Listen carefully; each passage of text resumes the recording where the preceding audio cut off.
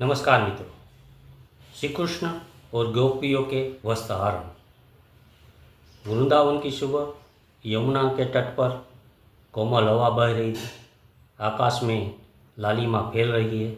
नदियों का कलकल, पक्षियों की चहचहाट और गोकुल की पगडंडियों पर कान्हा के कदम हल्के हल्के बढ़ रहे हैं। कान्हा का मन आज कुछ अलग ही। उन्होंने देखा गांव की गोपियाँ यमुना में स्नान करने आती है और वो अपने वस्त्र किनारे पर रख देती है। उनके मन में शरारत भी है, पर साथ ही एक गहरी शिक्षा देने वाला भाव भी।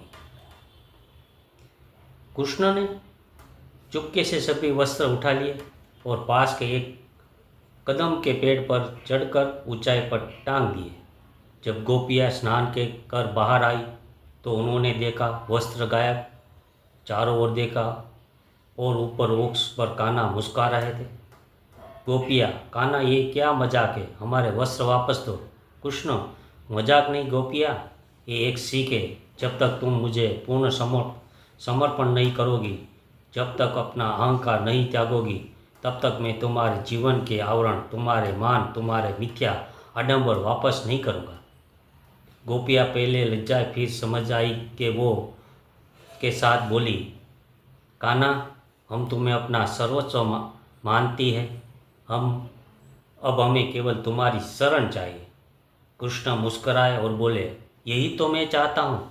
जब मनुष्य अपने जीवन के सारे दिखावे, अहंकार और भय का त्याग कर निसंकोच मेरे चरणों में आता है, तभी उसे सच्चा सुख मिलता है। वस्त्र वापस करते हुए कृष्ण ने कहा, याद रखना, जीवन में सबसे बड़ा आभूषण है भक्ति और सच्चाई, बाकी सब क्षणिक है। इस घटना ने गोपी को जीवन भर के लिए ये सीख दी कि ईश्वर के सामने हमें अपने मन, अपने दोष और अपने अहंकार को उतारकर सच्चे रूप में खड़ा होना चाहिए। जब हम अपने जीवन के वस्त्र यानी छल, कपट और अहंकार को छोड़ देते हैं और अपने सच्चे रूप में ईश्वर की ओर बढ़ते हैं, तभी हम उसकी कृपा में योग्य बनते हैं। जय श्री कृष्ण। हर हर Mahadev. Radhe Radhe. Subscribe, like, share @mythology Bharat. धन्यवाद। देखते रहिए माइथोलॉजी भारत चैनल। सब्सक्राइब कीजिए, लाइक कीजिए, शेयर कीजिए, हाइप कीजिए। नमस्कार।